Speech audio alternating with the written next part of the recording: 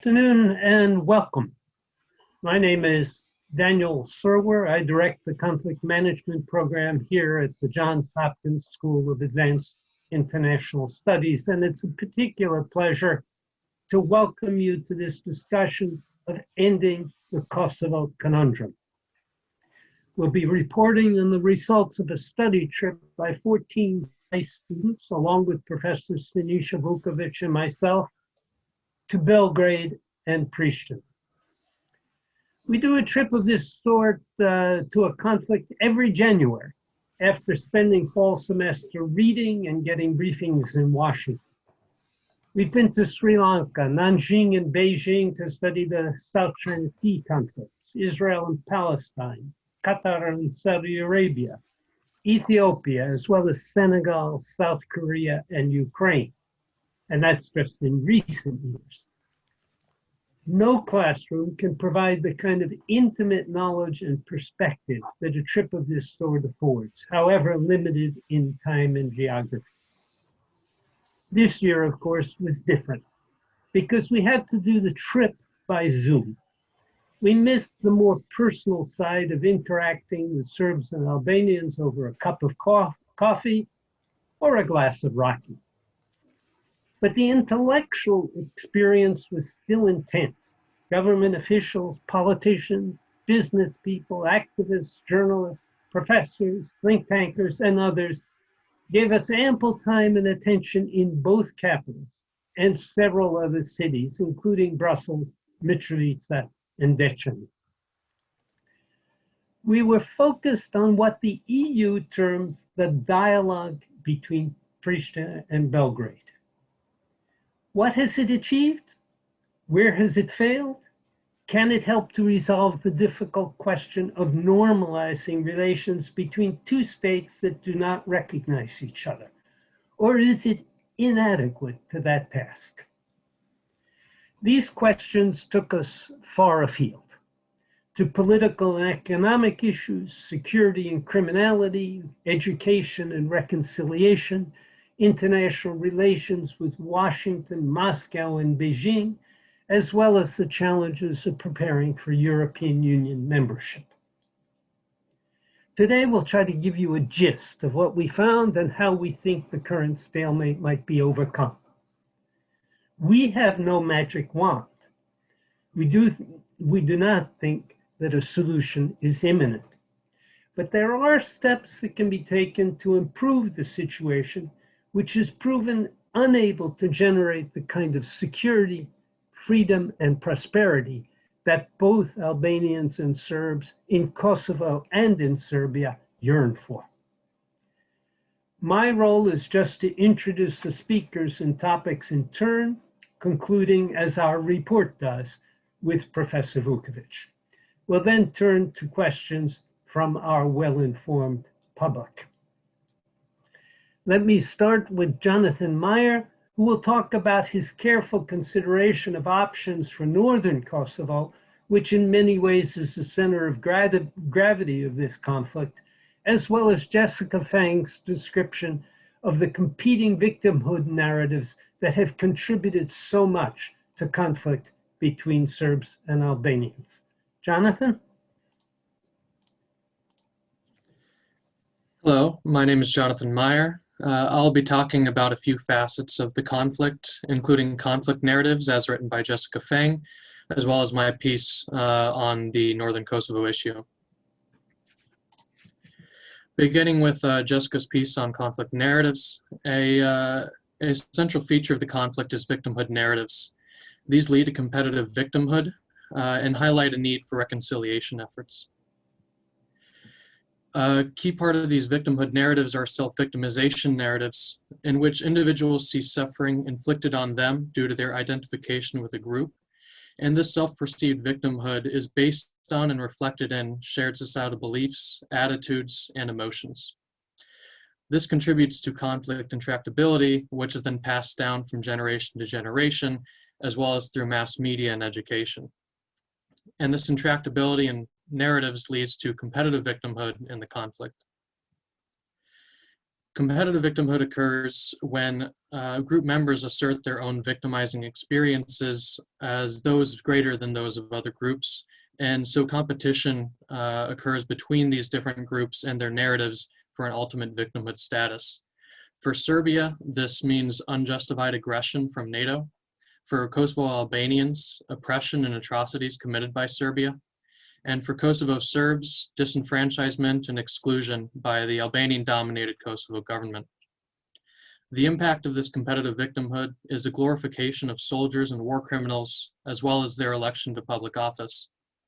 There's also stalled progress in wartime crimes prosecution and the justification of further actions that perpetuate conflicts and tensions. This brings us to a need for reconciliation that's based on a sense of justice and a shared account of historical events. Pursuit of justice, however, has been a sticking point as neither side is willing to take the first step. Governments need to prosecute war crimes while also informing the public of their progress. And there needs to be a way to find understanding and shared narratives through dialogue, which can include workshops facilitated by the European Council on Foreign Relations, as well as government support for interethnic dialogues. This brings us to recommendations. First, for the EU and EU Special Representative, they should emphasize grassroots level interaction between Kosovo and Serbia and internal dialogue between Kosovo Serbs and Albanians. We also recommend their establishment of a working group to explore more avenues for progress. For Kosovo, we recommend acknowledging KLA war crimes and considering banning convicted individuals from public office. We also recommend addressing plight of Kosovo Serbs through internal dialogue and allowing Kosovo Serbs to send a delegate to the dialogue within the Kosovo delegation. For Serbia, we recommend prosecuting atrocities committed during the conflict and pursuing justice for victims of wartime atrocities. We also, like Kosovo, recommend they consider banning convicted individuals from public office. Moving on to my piece on Northern Kosovo, I've found Northern Kosovo is in many ways the center of gravity for ongoing negotiations, and I considered different proposed solutions to the conflict with respect to Northern Kosovo, including the land swap, the association, community of Serb majority municipalities, mini Schengen, mini Marshall Plan, and my own inclusion initiative. I found the land swap is unrealistic and even dangerous for a number of reasons. As far as demographic factors, neither Northern Kosovo nor Preševo Valley that was considered in the swap are completely homogeneous. Northern Kosovo is around 88% Serb, while the Preševo Valley is only 65% Albanian, so this wouldn't solve ethnic conflict issues.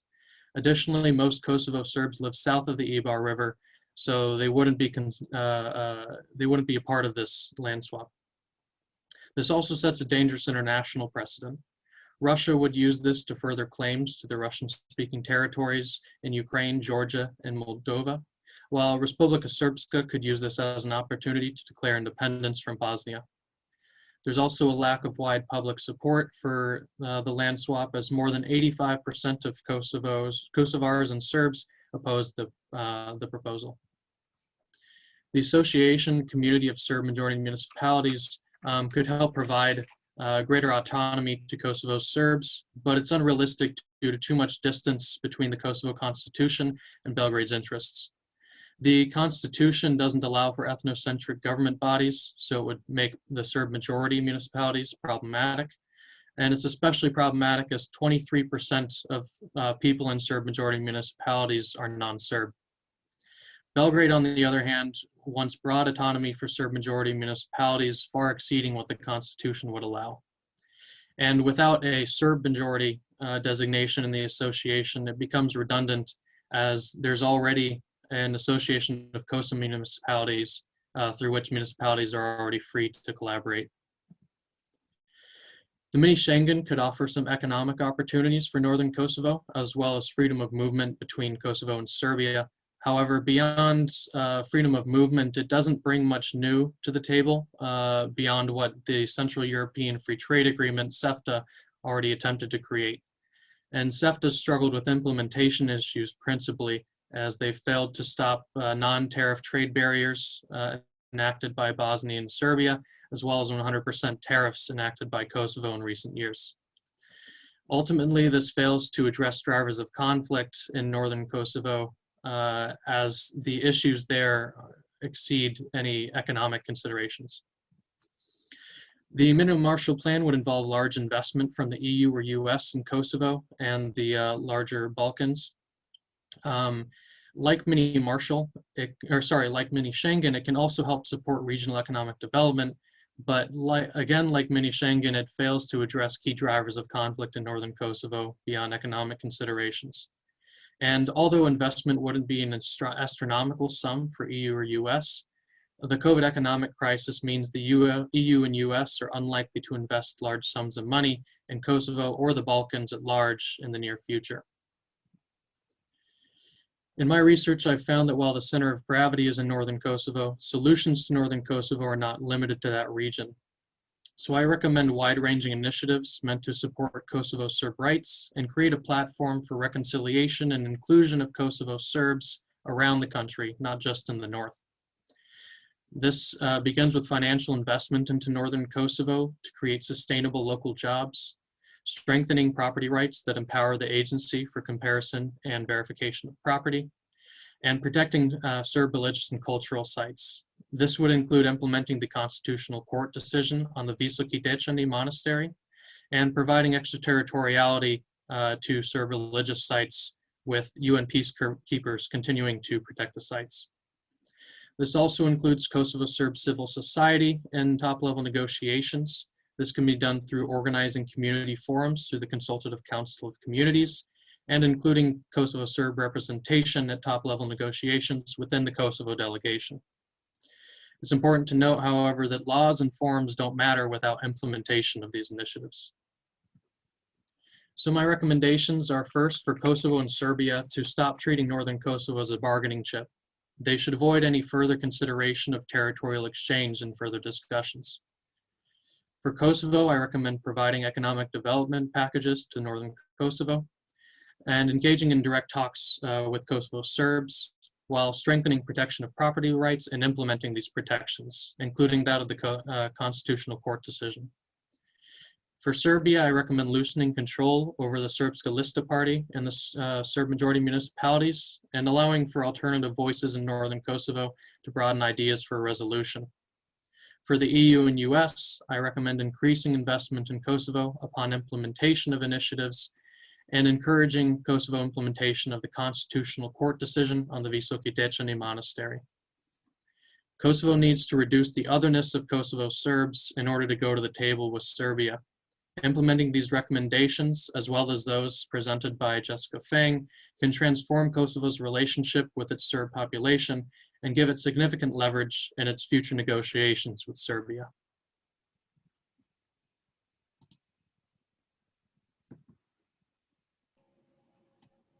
Thank you, Jonathan. Our next topic will be salient social issues. Keisha King will describe her own assessment of the different roles of civil society organizations in Kosovo and Serbia, as well as Alex Polk's work on how education has contributed to sustaining conflict, and Elizabeth Courtney's work on how wartime sexual violence has gone unpunished in both Serbia and Kosovo. Keisha? Okay, great. Just one moment. Share my screen. Okay, great. So thank you, Professor. As mentioned, my name is Keisha, and I'll be covering the society section of our report. And what I think our section highlights well is some of the divisions, as Professor Serwer mentioned, between Kosovo and Serbia societies, including within the education curricula and issues of wartime sexual violence, and also civil society in general. Great. Oops. Okay. So for Alex's contribution, she really focused on school curriculum in Kosovo and Serbia, and how some of the differences here are really impacting political narratives among the younger generations. And this was something that was highlighted quite a bit in our interviews, is this concern over divisive historical narratives that are furthering these perceptions of the other.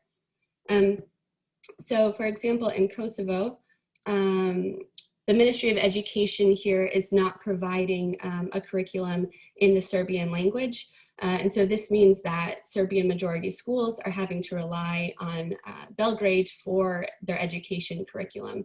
And so as you can imagine, this creates a parallel education system in which Kosovo Serbs and Kosovo Albanians are receiving different educations. Further, within Kosovo's education, the emphasis tends to be more on ethnic Albanian histories. And so sometimes this comes at the exclusion of other non-Serb minority groups, including the Roma and the Gorani. In Serbia, there tends to be, of course, a focus on a Serbian narrative. So this sometimes includes emphasizing a victim narrative and often fails to acknowledge Serbia's role in the 1990s atrocities that happened during the wars.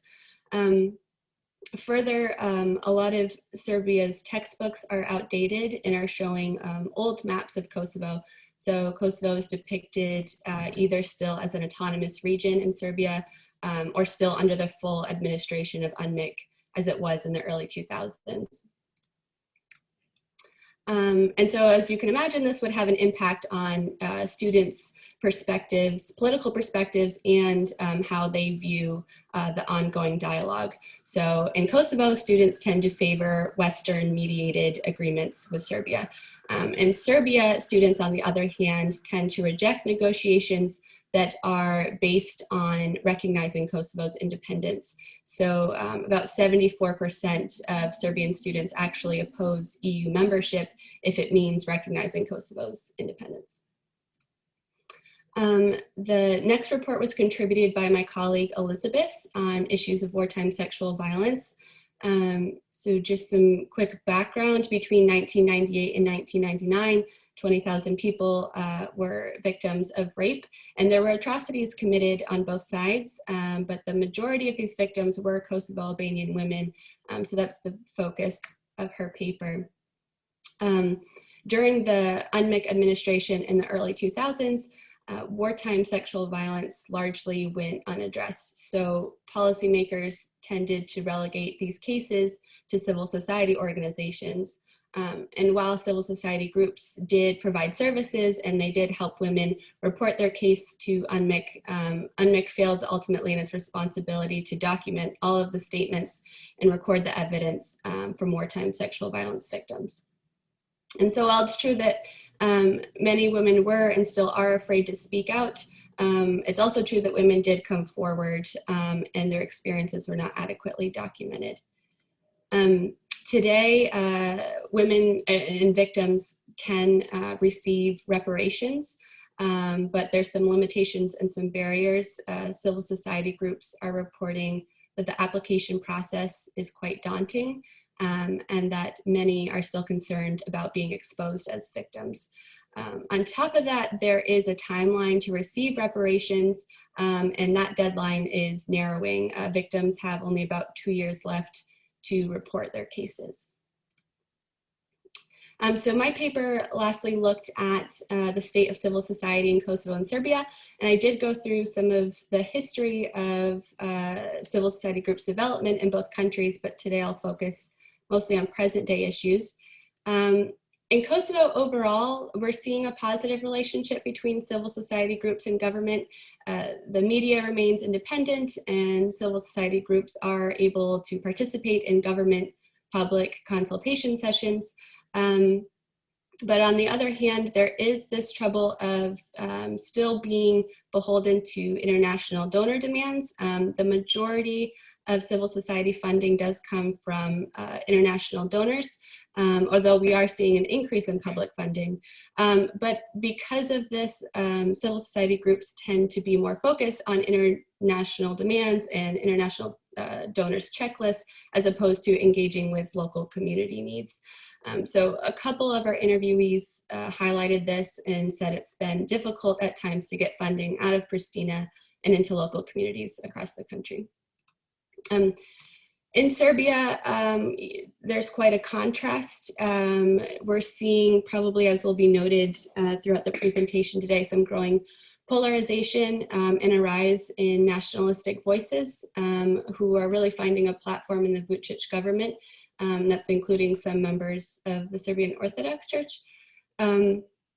Meanwhile, civil society groups that advocate for human rights and rule of law and overall democratization are increasingly silenced and under attack.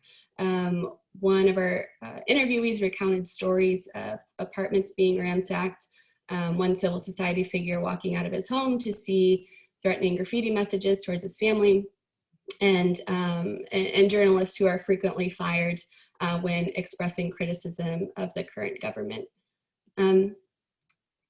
In terms of cooperation between civil society groups, we are seeing cooperation between like-minded civil society organizations in Belgrade and Pristina, and our interviewees brought this up a couple of times.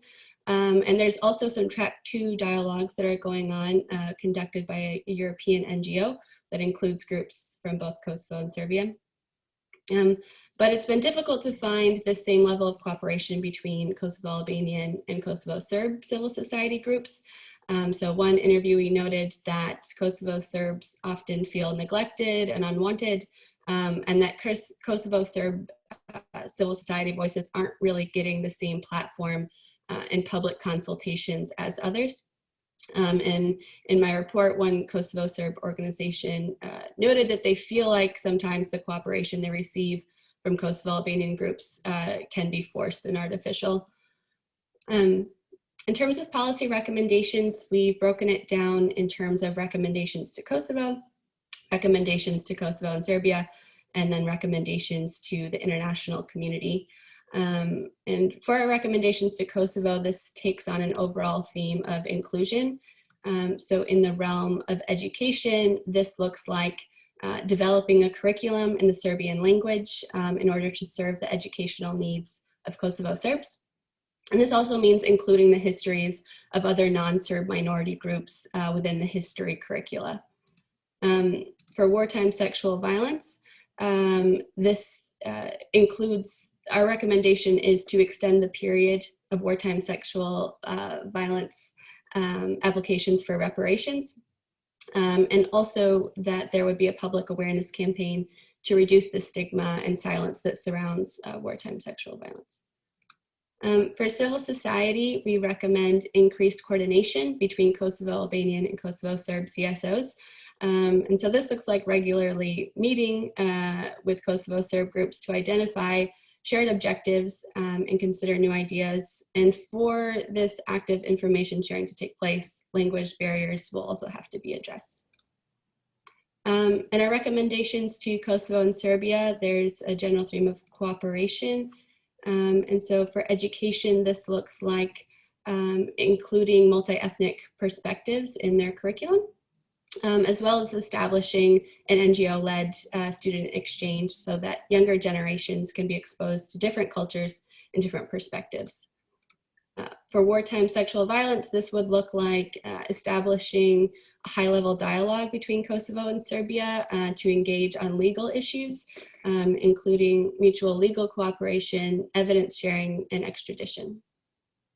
And our recommendations to the international community, in the sphere of education, we recommend that a parallel working group be established within the dialogue that would include students from a variety of backgrounds in both countries in order to advocate for the right to quality education. And this should also include some technical concerns related to the language barriers and updating textbooks. We further recommend that UNMIC end its recognition of the parallel education system in Kosovo.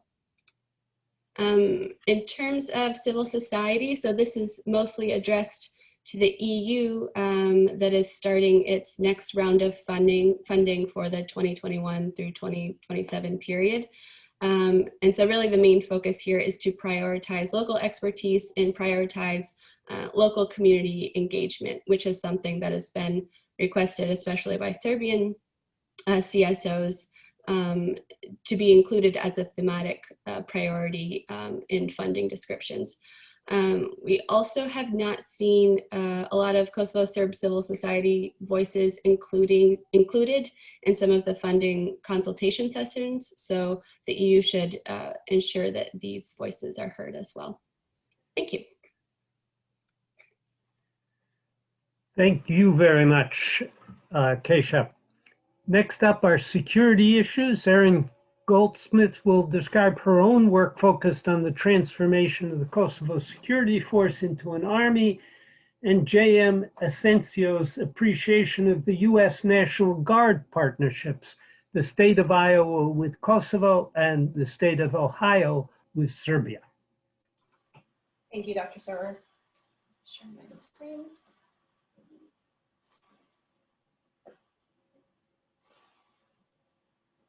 Okay. All right, so thank you. As mentioned by Dr. Server, my name is Erin Goldsmith, and I'll be speaking today on security relations in Kosovo and Serbia. I will be speaking about my own piece on transformation of the Kosovo security forces, as well as J.M. Asensio's piece on citizen soldiers of the Western Balkans, and we will present our joint recommendations. Starting off with the transformation of the Kosovo security force. Kosovo's parliament voted on December 14th, 2018 to transform the Kosovo security force into a national military force. And this is a highly contentious decision, both internationally and domestically, particularly as it pertains to their relations with Serbia and the relations with the Serb community within Kosovo. In the eyes of the Kosovo government, as Kosovo is an independent country and a sovereign state, they see the creation or the transformation of the Kosovo security force as their right to have a national military force to both defend their territory and to contribute to peacekeeping missions throughout the world. Their ultimate goal is to become a NATO member and to have a multi-ethnic security force within Kosovo. Serbia's view of the transformation of the Kosovo security force, as has been mentioned by my other colleagues, Serbia does not view Kosovo as a sovereign state. They still view Kosovo as a part of Serbia, and as such, they see the transformation of the Kosovo security force as an illegal armed force within Serbia's borders.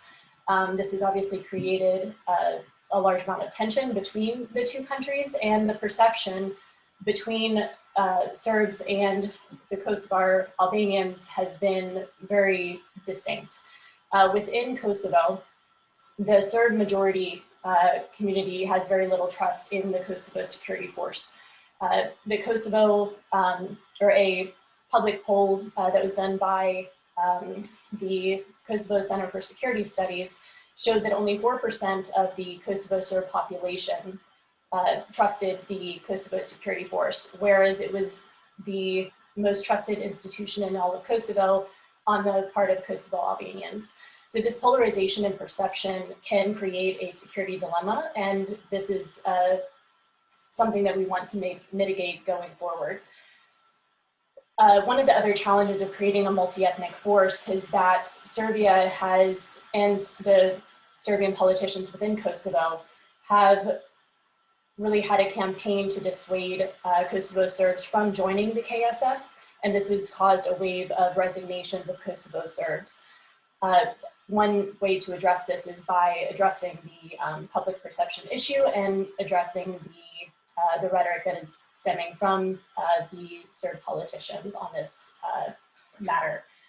In terms of the force strength of the Kosovo security force, at full strength, the Kosovo security force will have a manning of 5,000 active military personnel and 3,000 reservists. This is in comparison to Serbia's current strength of 30,000 active forces and 50,000 reservists, so 8,000 versus 80,000 in Serbia. So as such, the KSF is not a military threat to Serbia, but it is a political threat in that it has allowed Kosovo to have another tenet of sovereignty and statehood while Serbia still designates Kosovo as part of their sovereign territory. Okay, so moving on to the U.S. National Guard State Partnership Program with Serbia and Kosovo.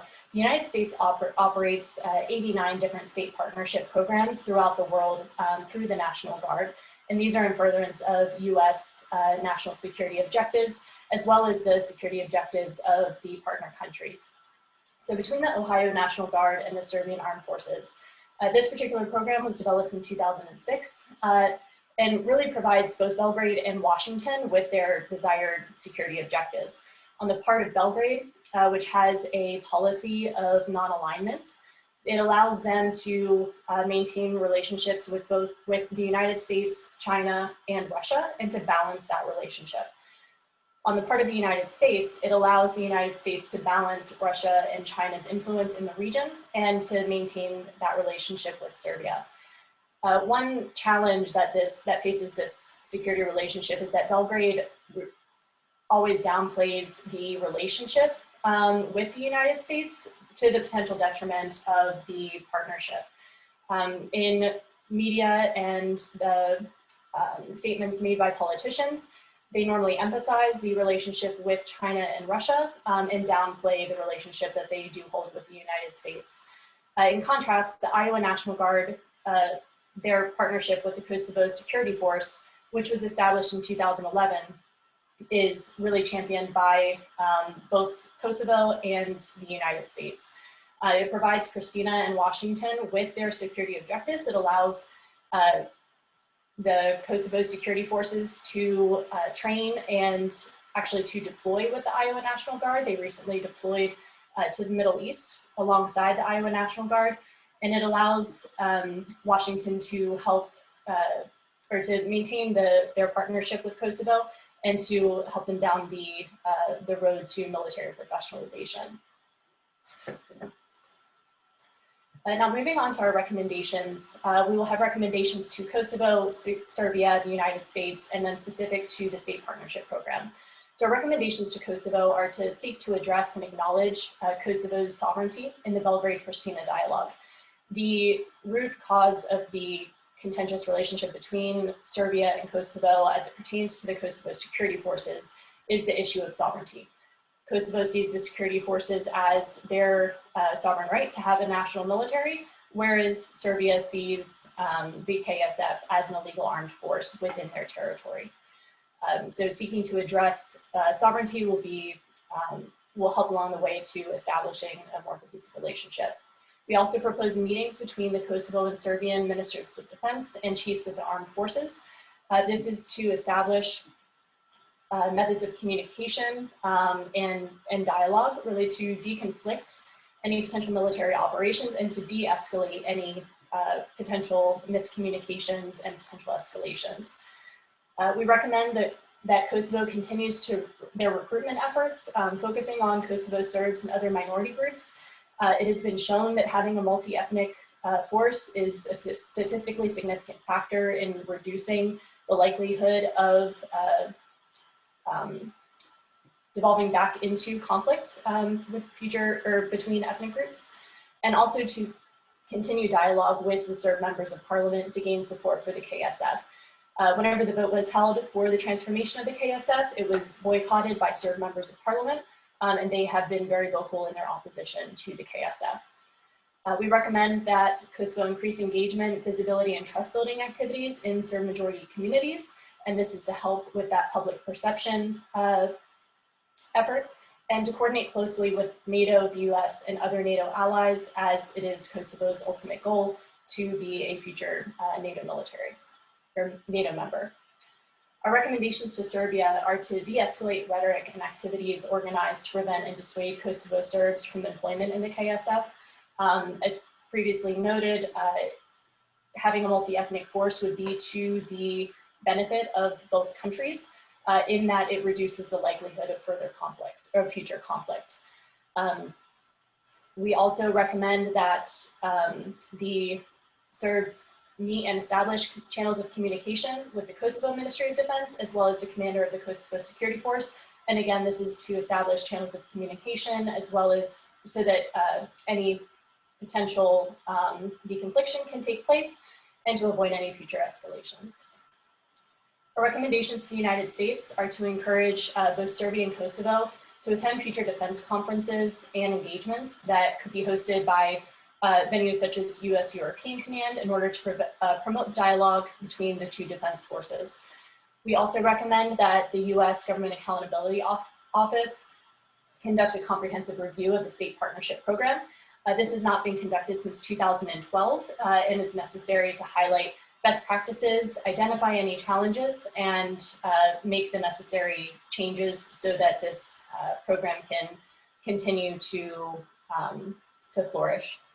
We also recommend that language and cultural training be provided for both the Ohio and Iowa National Guards so that they can better engage with the local communities when they are deployed, and to encourage an interagency effort to spur greater whole of society relationships. The state partnership program provides a great foundation with the military-to-military relationship, which can further both civil military and civilian-to-civilian relationships between the nations. Specifically for the state partnership programs, for Ohio, Serbia, we recommend that Serbia promote to a greater extent the state partnership program. As noted, Serbia tends to highlight their relationship with China and Russia, and promoting the state partnership would help them to balance this, this relationship in recognition of their relationship of non-alignment. Additionally, we recommend establishing an Ohio-Serbia association. This will help to further that foundation that has been created by the military-to-military relationships and increase civil military and civilian-to-civilian relationships and allow that to have more of a whole of society approach. And we also recommend that they, in the future, partner with the Iowa-Kosovo security or state partnership program, again, to further cooperation and dialogue between the Kosovo and Serbian security forces. For the Iowa-Kosovo state partnership program, we recommend establishing an Iowa-Kosovo association with offices both in Pristina and in Iowa. And this is to capitalize on the large population of Kosovars that do live in Iowa and to further the business and academic relationships that have resulted from the very good military-to-military relationship that we do have. We also recommend establishing an Iowa office in Kosovo to help further some of these business, academic, and other exchanges. So pending your questions, that concludes the security portion of the brief. Thank you very much. Aaron.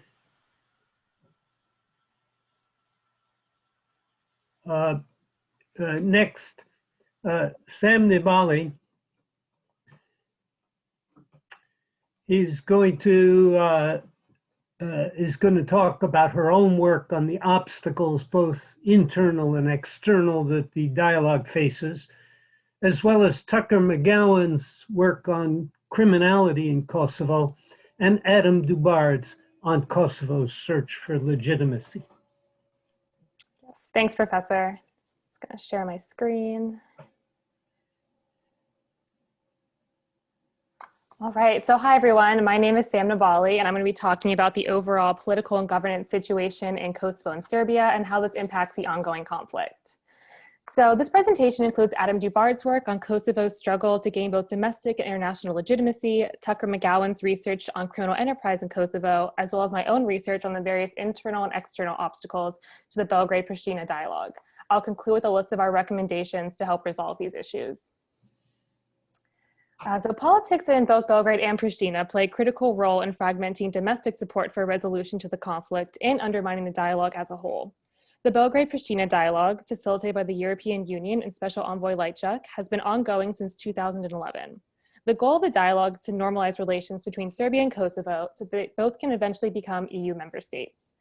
The Belgrade-Pristina dialogue is plagued by internal and external disruptors who seek to prevent a successful settlement of the issues. These disruptors have created a failure at the national level in both Serbia and Kosovo's internal politics, which has produced a failure at the international level of the negotiations. Further complicating the issue of normalization is Kosovo's continuing struggle to gain legitimacy both internally and within the international community. Without acquiring an adequate sense of both domestic and international legitimacy, joining the international community as a recognized state can be near impossible. Despite acquiring recognition from over 100 countries, including the United States, the United Kingdom, and much of the European Union, without a resolution with Serbia, Kosovo remains on the outside looking in of the EU, NATO, and the United Nations. Adam has identified numerous issues that harm Kosovo's legitimacy, as well as its attempts at becoming a fully independent state. These range from the conditions facing ethnic and religious minorities within Kosovo, criminal enterprise, corruption, and the lack of accountability for war criminals. There are serious divisions between ethnic Serbs and Albanians within Kosovo, and the issue of autonomy for the Serb minority is a major point of contention, which several of the presenters have already pointed out. Internally, the domestic politics and struggle with rule of law in both countries has reduced national politicians' political will for a solution and weakened public support for the dialogue process overall. Kosovo's national politics are characterized by frequent elections and leadership turnover. In the past 10 years, the country has experienced 5 different general elections. Albin Kurti's newly elected Self-Determination Party, as of February 2021, holds a historic majority in parliament, however. However, it is unclear whether this majority will be enough to pass any sort of agreement with Serbia, or if Kurti's government will last substantially longer than any of his predecessors. Tucker's research found that the existence of criminal enterprise in Kosovo and the resulting shadow economy further limits effective governance and has complicated the internal politics of the state. It also reduces tax revenue and foreign direct investment, which has impeded economic growth.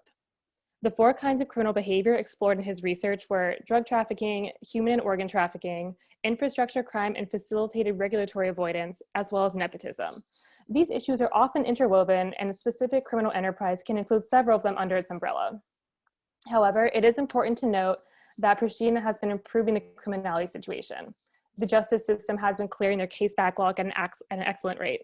As a result, public trust in the justice system shows signs of increasing, all while the Constitutional Court has taken a more active role in determining political legitimacy. Likewise, the police force in Kosovo is seizing illicit narcotics at a much higher rate than Kosovo's neighbors, and the rate of drug trafficking in Kosovo has fallen immensely over the last 2 decades. Kosovo is also taking important steps to strengthen its financial regime, which would both make criminal behavior more difficult and facilitate catching tax cheats. The media in Kosovo has also demonstrated its critical role in long-term accountability within the state. Despite these gains, however, Kosovo has failed to implement many of the internal reforms agreed upon with the European Union.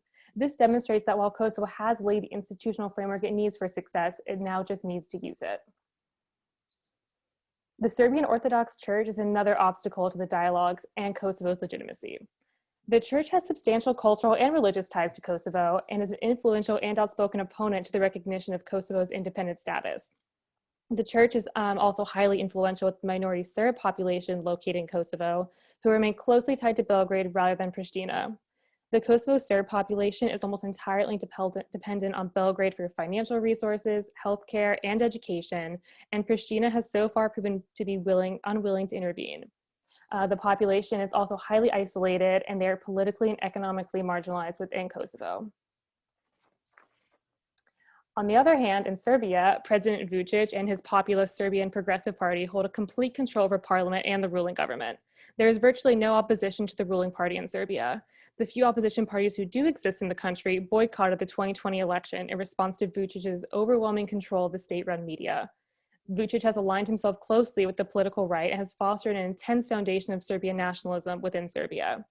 There have also been no groundbreaking proposals from Serbian opposition to a resolution with Kosovo, and Vučić's tight grip on power has further disincentivized political elites from proposing any new ideas. As one of our interviewees shared with us, when an idea is proposed to help solve the Kosovo issue that goes against Serbia's nationalist stance, that person is accused of being anti-Serbian. The illiberal regime in Serbia also prevents space for an inclusive internal dialogue on the peace process. Like Kosovo, Serbia has also failed to implement any agreed upon reforms with the EU, which has prevented them from opening any new chapters in the EU accession process this year. Although public opinion and support for joining the EU remains stable in both countries, lack of improvements in the day-to-day lives of Serbians and Kosovars is eroding trust that the EU's process will ever be successful. On the international front, 4 major players have disrupted the dialogue process and undermined Kosovo's legitimacy. Russia, the United States, China, and the EU itself. Russia seeks to maintain its sphere of influence in the region as the protector of Serbia. The US has not seriously engaged in the dialogue since 2016, and the EU's own consensus decision-making structure threatens to undermine its ability as a negotiator. Kosovo also faces fierce opposition from Serbia at every attempt to join the international community.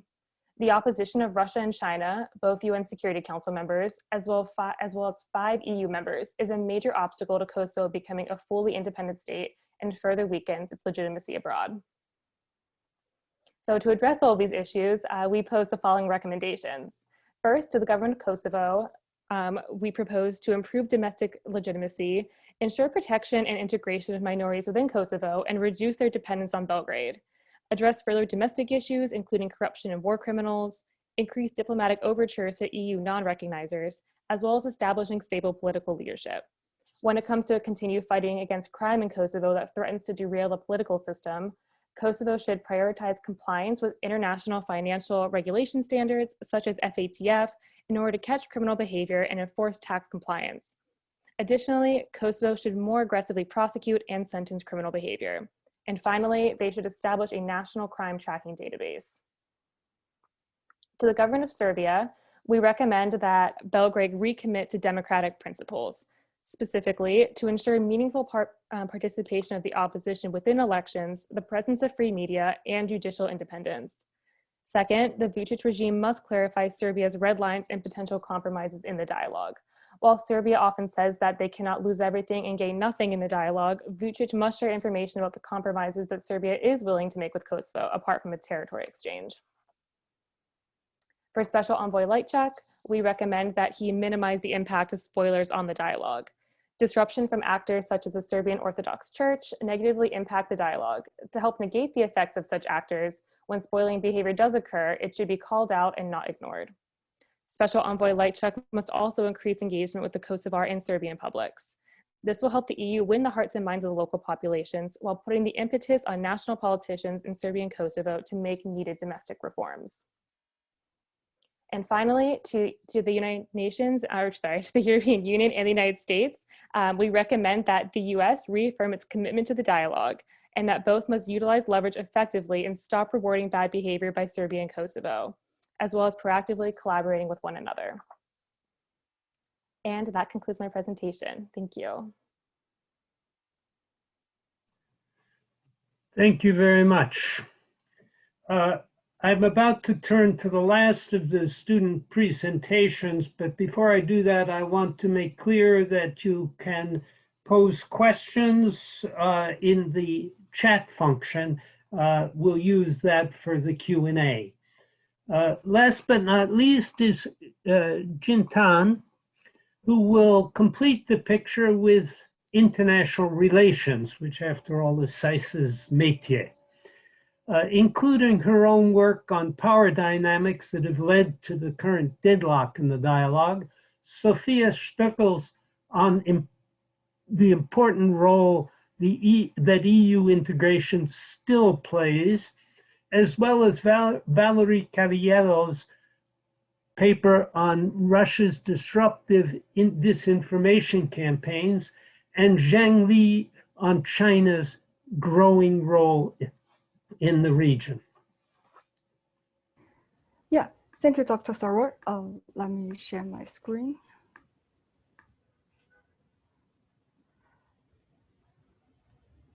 It might take a few seconds. Okay, so here it is. Okay. So in this final section, Sophia, Valerie, Xiangli, and I will address the role of different international actors in the region and how they affect the negotiation on the ground. The Balkans, with its economic potential and geopolitical importance, attract an increasing number of international actors. In the Kosovo-Serbia dispute, the European Union, the United States, Russia, and China all have roles in the resolution of conflict between the two parties. Sophia's chapter introduces the role of the EU. Since 2011, the EU has used the EU accession as carrot to pull Serbia and Kosovo into dialogue. Dialogue paused in 2018 and resumed 2 years later under the newly appointed Special Envoy Lajčák. However, it is questionable if EU membership is still incentive enough. Sofia identified two key factors that contribute to the erosion of trust in the EU accession, preventing conclusion of the dialogue. First, the lack of EU unity on status of Kosovo weakens Kosovo's bargaining position with Serbia. Second, the lack of EU consensus on future enlargements and vetoes of EU member states on visa liberalization harmed the EU credibility and created doubts about its ability to keep future promises. Sofia argues that what further delayed progress in the dialogue is the internal politics in Kosovo and Serbia. On the side of Serbia, President Vučić is in no rush to join EU because delays allows Serbia to forge geostrategic relationship with other international powers, such as Russia. On the side of Kosovo, frequent government changes prevent progress. New government is occupied by internal issues, while public narrative centers on self-victimization instead of dialogue progress. Russia also has a role to play. Valerie's chapter discussed the role of Russian hybrid warfare in the Kosovo-Serbia dispute. The Russian Federation has turned to focus on the Balkan region in recent years. Valerie argues that Russia has launched disinformation campaign to interrupt the Kosovo-Serbia dialogue. The goal is to further Moscow's geopolitical interests while undermining the influence of the West and the expansion of NATO throughout Central and Eastern Europe.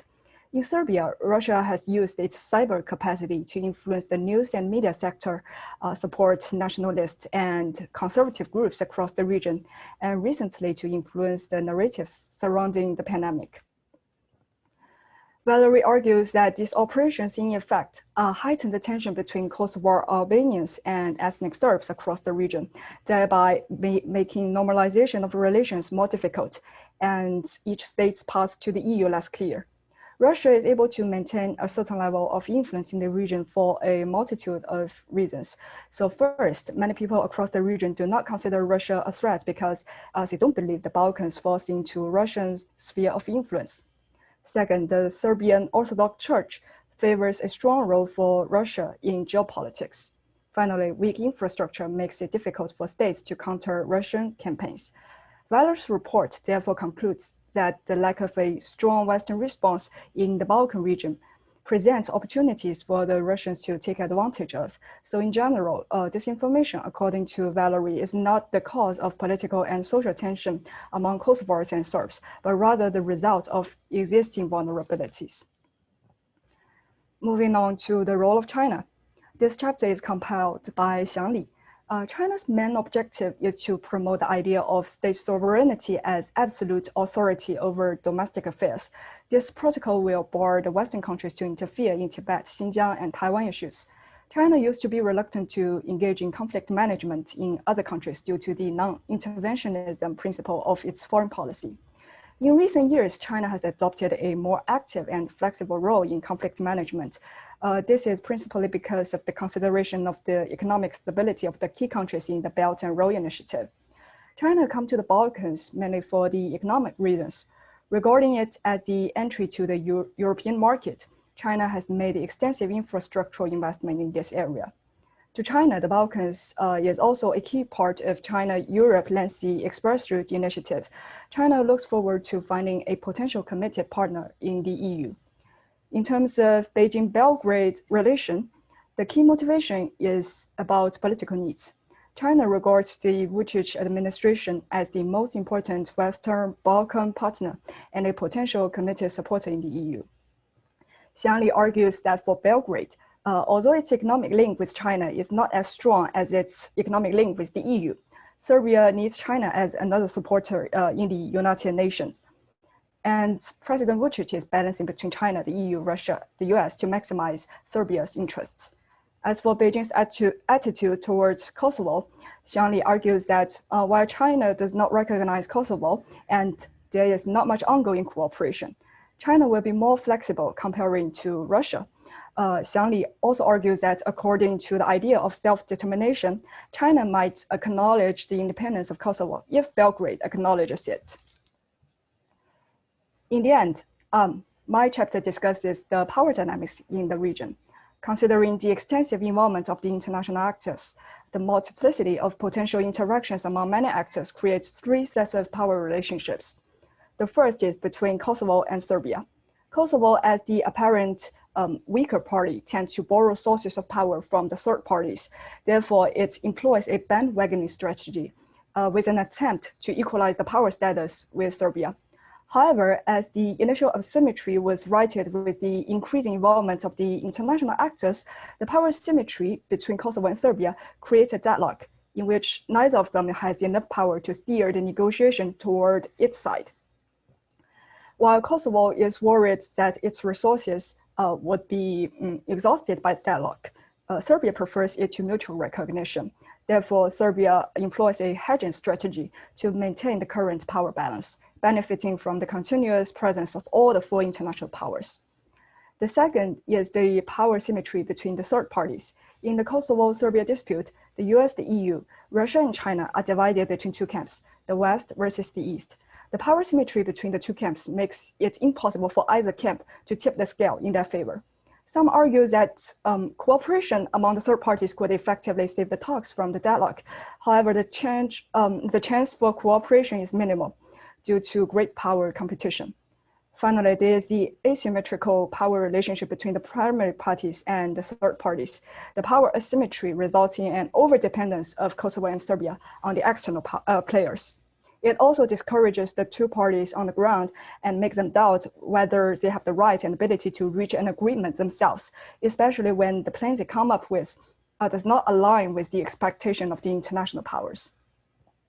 Generally speaking, with an increase in the number of external actors and with the growing attention from the international community, the Kosovo-Serbia dispute is becoming ever more complex. Dialogue is for sure an undesirable situation. Therefore, all the parties should promote cooperation and mutual understanding. With this in mind, Sophia, Valerie, Xiangli, and I have the following recommendations. So first, Sophia recommends that the EU should provide a credible perspective for EU integration.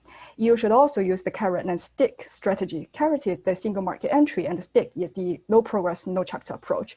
EU should also enter into transatlantic cooperation with the US. Valerie recommends that the US and the EU should enhance their information efforts in the region to counter Russian narratives.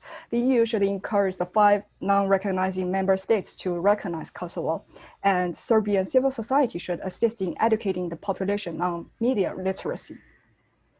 Xiangli recommends that China should seek to join a multilateral conflict management mechanism to provide the necessary support and try to promote high-profile dialogue and high-level diplomacy. China should also enhance the economic cooperation to help the stakeholders to find common interests. And finally, the international actors should enhance cooperation and avoid sending mixed signals to the primary parties. This might be achieved with the creation of a contact group, including at least the EU, Germany, the UK, the US, Russia, and China. As for the primary parties, Serbia and Kosovo should start with bilateral or back-channel negotiations. So this is it for the international relations. Thank you. Thank you very much, Shintan. Let me turn to Sinisha Vukovic, my colleague who shared in this enterprise, for some concluding remarks, after which we'll return to Q&A, and let me remind you to use the chat function. Thank you very much. Thank you to the presenters, guests, welcome. Thank you for being with us. It is a pleasure to share with you some concluding remarks that synthesize the findings of the report that we're presenting today. As you know, the present report provides the main findings that our students have gathered for more than 6 months, meticulously exploring the complex nature of relationships between Kosovo and Serbia, hoping to find solutions that can contribute to the end of the ongoing conundrum. As you know, the European Union has been spearheading the mediation process, which was witnessing some form of erratic involvement of the United States, slack resistance from Moscow, and mostly indifference from Beijing. It is officially labeled as a dialogue between two capitals. This process assumes a status neutral posture and avoids addressing the competing views of the two sides about the core issue, which is Kosovo's international standing. This stance is mainly informed by political pragmatism. 5 EU member states that do not recognize Kosovo as an independent country, and this in turn undermines Brussels' ability to take a clear and unequivocal stand on the question of status. These 5 states, as we have found during the research, these 5 states are expecting progress in the dialogue to justify their move to recognize Kosovo. So by taking the status neutral approach, the EU has focused mainly on technical and practical issues that can help the two sides foster a spirit of cooperation. Frequent interruptions of the process and the lack of implementation of what was previously agreed are directly related to the absence of a formal specification on behalf of the EU who the actors are that are expected to normalize their relations. Are they two sovereign countries or two entities vaguely defined by their capitals? Perhaps the most common recommendation of the authors in this report is that the EU non-recognizers should end this ambiguity.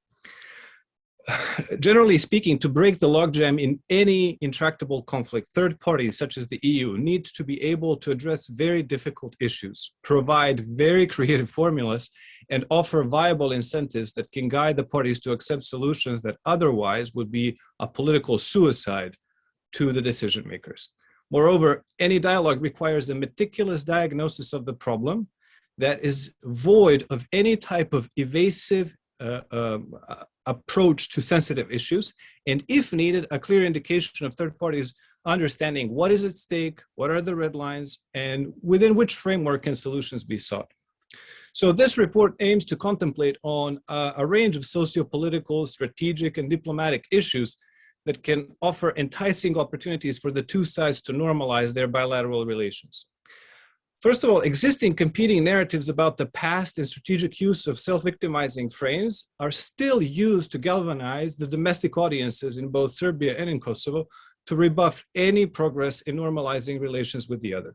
Self-victimization narratives and competitive victimhood have essentially trapped both Serbia and Kosovo in an intractable conflict 20 years since the war ended. And that is one of the fundamental questions that still needs to be addressed when it comes to normalizing their relations. For instance, the current education policies in Kosovo and in Serbia, through which the new generations are socialized and familiarized with the past, solidify this polarization and set both sides on the path to protracted antagonism for generations to come. The solution to this conundrum lies in adopting a common curricula that at least teaches the different Albanian and Serb perspectives in Kosovo, if not also in Serbia. Public education should be making a situation better, not worse. There's also a troubling unwillingness on both sides to address grievances from the past and deal with the traumas that have been tormenting their societies and preventing meaningful progress in reconciliation. The two governments need to ensure that victims are treated with dignity and merit while justice for perpetrators is pursued. Those organizations, civil society organizations that provide counseling, support, and legal aid to the ignored victims, marginalized victims of wartime sexual violence should gain more visible political and logistical support from the international community and domestic institutions. There is a troubling degree of competition if and how reconciliation process should be conducted between the two sides. There cannot be any meaningful progress unless there is a strong commitment by state institutions to spearhead such a process, while simultaneously supporting the work of civil society organizations that can complement the work of state institutions in redressing the inconsistencies of past policies. The international community at large, and the EU in particular, can play a fundamental role in providing the necessary support for those type of domestic and regional synergies, and so they can gain some form of momentum. Turning on to the political climate from here, it is also of great concern. The current climate and less than fully democratic governance in both countries does not provide much reason for optimism that they will deal with the past in a constructive and self-critical manner. On the contrary, these conflictual attitudes from the past have now been translated into a relentless desire to maintain a punitive and accusatory zero-sum approach that aims to belittle the other and absolve oneself of any wrongdoing from the past. Now, I should note here that we are very mindful of the danger of regressing into a dangerous practice of false equivalence. Yet there is still an evident need to address the past in a critical manner, which would demonstrate that past practices caused unspeakable harm and damage to societies in both Kosovo and Serbia. The contributors to this report indicate that the EU has a very strong role to play in supporting initiatives that can break the spiral of silence and self-censorship about the past, reduce the appeal of weaponizing, self-victimizing narratives for political gain, and induce the political and economic reforms required for EU membership, as well as to normalize relations between the two sides. As suggested in the report, the carrot of the EU is not so rotten as some may think. Especially in Kosovo, the Albanian population is wedded to NATO and EU membership as the next main national goal after declaring independence. Kosovars see the building of their NATO-compatible army as a vital step in direction to the near-term goal, which would be NATO. To achieve that goal in an effective way, the authorities in Pristina should really consider how to strengthen and continue persisting in seeking Kosovo Serb participation in those structures. Normalizing relations between Kosovo and Serbia also requires improvements in governance in both countries, whose institutions lack professionalism and efficacy regarding the fight against corruption and organized crime, which are gigantic challenges throughout the region. Functioning and independent institutions, as it's frequently said, which can effectively regulate and enforce the rule of law, represent the backbone of viable liberal democratic order in any country, thus including the two countries at hand. There is ample evidence that fully consolidated democracies are more likely to have constructive and meaningful relations between them. So if we can find a way to create viable and resilient liberal democracies in Serbia and in Kosovo, this will prove essential for the future of their relationships. To achieve such goals, both countries need to make additional efforts in strengthening the rule of law, to depoliticize institutions that are not subject to the whims of incumbent political elites. For Kosovo, this is of particular importance, especially as it strives to achieve stronger international recognition.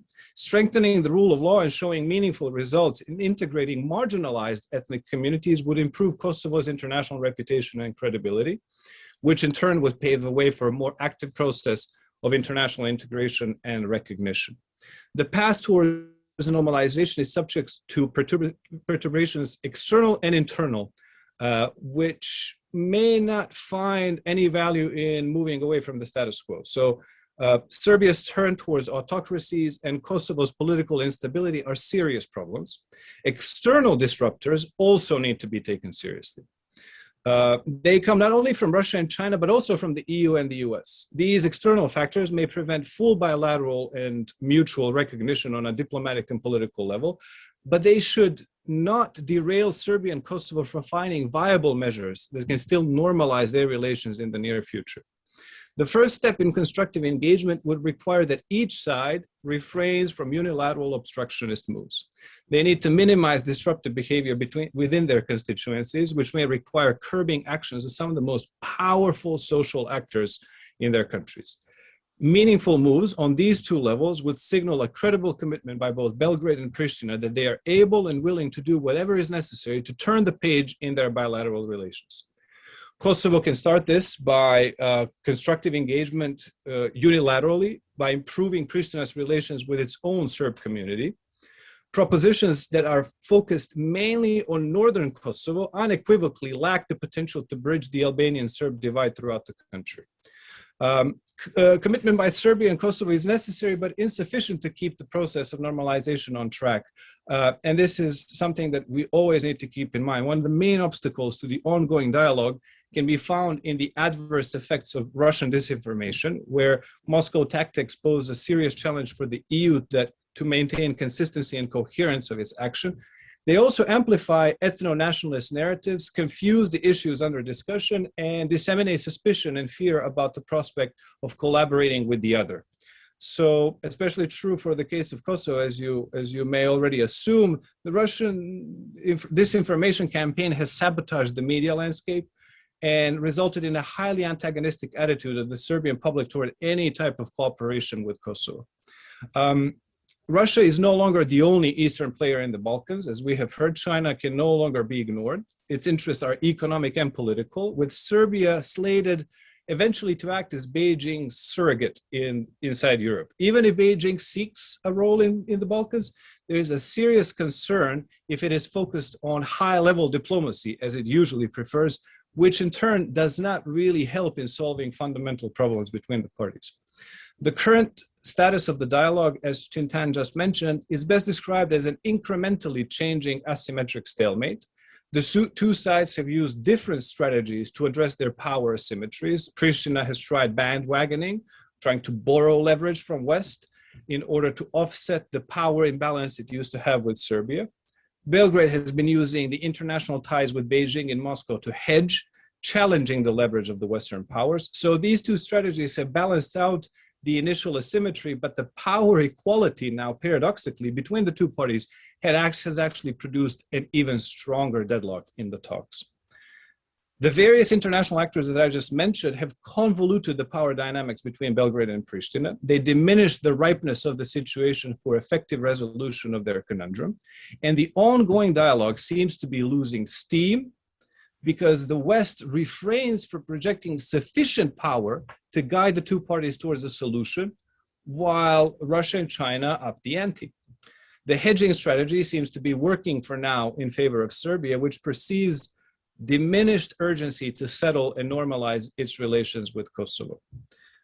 To conclude, to ripen the situation, the EU needs to find a way to manage the spoiling behavior of Russia, balance China's backing of Belgrade, and demonstrate that normalized relations between Kosovo and Serbia are actually in their interest as well. The EU also needs a more constructive and committed contribution from Washington, which has abandoned, at least for now, the Trump administration parallel track, but without giving the new impetus to cooperation with Brussels. As long as the international community continues sending mixed signals about the nature of the endgame in the ongoing dialogue, the current dialogue is destined to produce only minor results at best, to stall, or fail at worst. It would be far better for the EU, with the support of the United States, to seize the day and end any ambiguity about Kosovo's status. Thank you very much. Thank you, Sinisha. I'm going to go directly to Abnora Abdullahu's very legitimate question. Abnora, you have asked how should the new government approach this dialogue, unbalanced dialogue, in order to achieve visa liberalization and progress in EU membership. Actually, I think if I may, I will see if Adam Duvard is available, because in a way his paper most directly addresses this question. And then also Sophia Stockel, you may want to respond as well. Adam, are you there? Hi, Professor. I'm here, but I'm currently with my family. I'm able to dial in and listen. I've really enjoyed the presentation, but I don't know if I'm able to speak for too long on that right now. Okay, Sophia. Of course, I'm happy to answer. So in my paper, I focused mainly on the role of EU enlargement in the dialogue process and in pushing the dialogue forward. And one of my main conclusions that or recommendations to all of the actors involved was credible commitment. So on the side of Kosovo and Serbia, this would be credible commitment to the dialogue, credible commitment also to make, not only make demands, but also concessions and to a timeline as well. There's also credible commitment on the EU that has been lacking, I would argue. Especially in terms of, you mentioned this, Abnora, the visa liberty, carried out all the necessary reforms and complied with all the requests, and still visa liberalization hasn't happened yet. So we've heard in the last hour, Kosovo faces several governance issues, right? And particularly the frequently changing governments have contributed to the fact that there is not really one clear position on their approach to the dialogue themselves. So what would be needed, I would argue, is really a broad dialogue that includes civil society, that includes also across the political spectrum, different parties on how to approach this. And in the case that governments continue to change as frequently as they have, this would really be important. I do think, though, that in the end, the need to act here lies with the EU more than with Kosovo. Professor Vukovic in his conclusion just has mentioned that I do think the EU needs to have a clear position on the status of Kosovo. Kosovo is in a somewhat of a vicious cycle here. We could say, or some have said, that the 5 member states in the EU that have not recognized Kosovo may recognize statehood if progress is achieved in the dialogue. So that might be, you know, by Kosovo providing this credible commitment to reform and change and making also concessions, this might incentivize the 5 member states to recognize Kosovo. On the other hand, the fact that the EU has not been able to act on their promises, especially with visa liberalization, have created some sort of distrust within, I think, society and definitely politics in Kosovo. So, which again then blocks progress in the dialogue. So there is this kind of vicious cycle, but I do think if all sides, all 3 parties that we see here, Serbia, Kosovo, and the EU, really commit to the process and the dialogue, yeah, that's the way to go. Thank you. Thank you very much, Sophia. I hope you'll excuse me if I note that reply, putting at least some of the responsibility on the EU, comes from a citizen of the EU. Carl Dahlman asks a question which is terribly important. I'm not sure that any of the students have an answer to it, Carl, but let me pose it. Which claims would a property restitution process respect? I mean, how far back should you go is the question on property restitution. Do any of the students, I don't think any of the papers directly address this question, but I'm wondering if one of the students has some thoughts about this. Yeah, I can say something about it, at least as far as property rights. I mean, one of my recommendations was to help empower the agency for comparison and verification of property, which has kind of been hamstrung and unable to make real concrete progress in a lot of these issues. So giving them the power to kind of make those decisions for themselves more directly can at least help to find some resolution to it. And I think to find resolutions that are fair, or at least as fair as one can get given the complications. I think some of these forums that I mentioned with the consultative council of communities can help to sort through some of these competing claims and maybe get to some sort of restitution process. Thank you very much, Jonathan. Avni Mustafa asked, and I say hello to Avni, since foreign policy is based on national interest, is the negotiation process really between Kosovo and Serbia, he asked, or have the EU, US, Russia, China, and Turkey, has their active involvement really overtaken the process?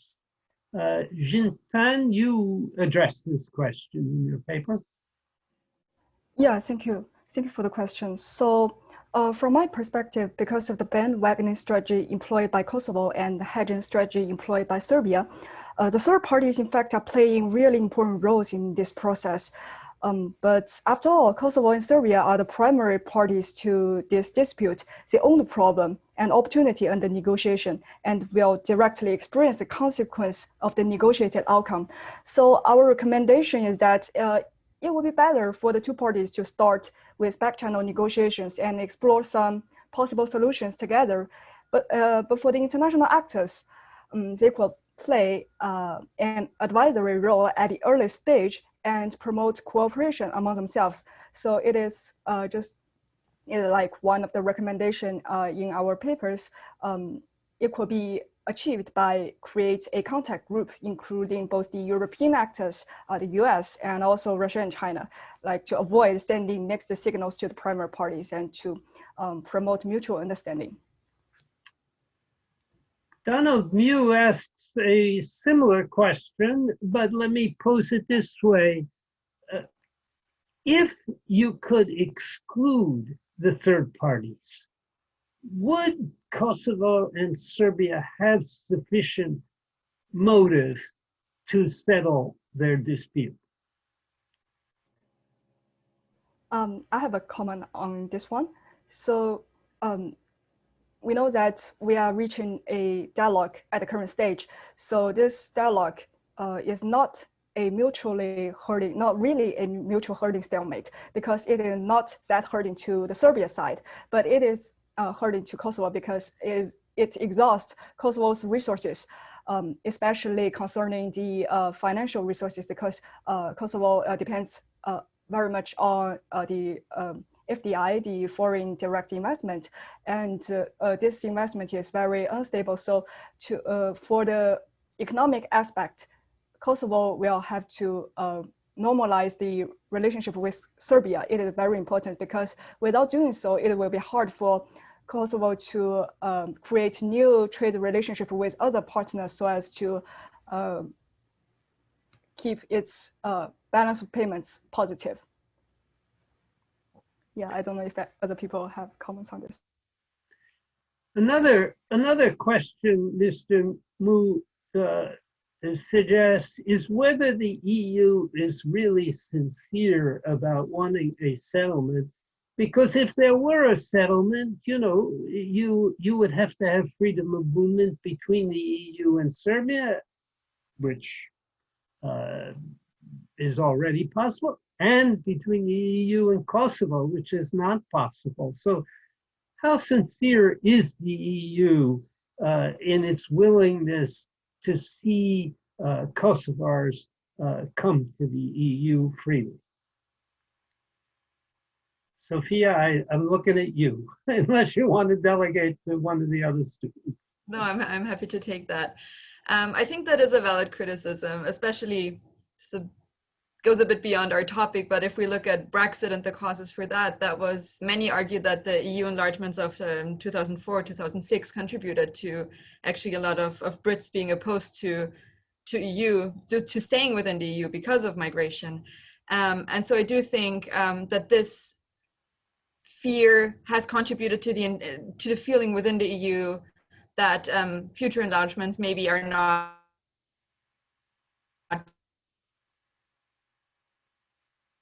their highest priority, slowing down process. But I do think the EU is sincere in wanting to resolve the issue itself. But being an organization of various international actors and many states, I do think that, yes, of course, some parties in the EU have that concern.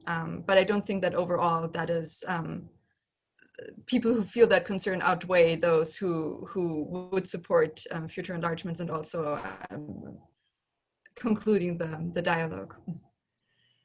Let me go back to another question posed by Arbnora. She notes that there are still mass graves in Serbia that haven't been properly handled. How should these crimes be addressed and tried? Is it possible to do it in criminal courts implicitly? I think she means in Serbia, or is it necessary to have international tribunals that deal with these issues? Of course, the International Criminal Tribunal for former Yugoslavia has completed its work. So the question, I suppose, is whether the mandate of the special what do we call it? The specialist chambers should be expanded to include Serbian territory, or whether there's still a need for another court or extension of the mandate of the ICC, the International Criminal Court. Do any of the students want to respond to that question and where justice can be found?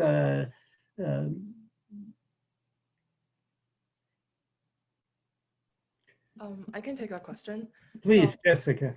Yeah, so my recommendation also touches on how wartime prosecution should be conducted. And within Serbia, there is existing court specifically to deal with wartime prosecution.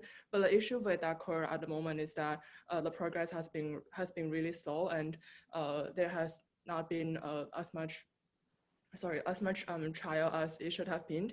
And so in my recommendation, I did talk about Serbian government should offer more political will to support the wartime, to support prosecuting the wartime war crimes within Serbia.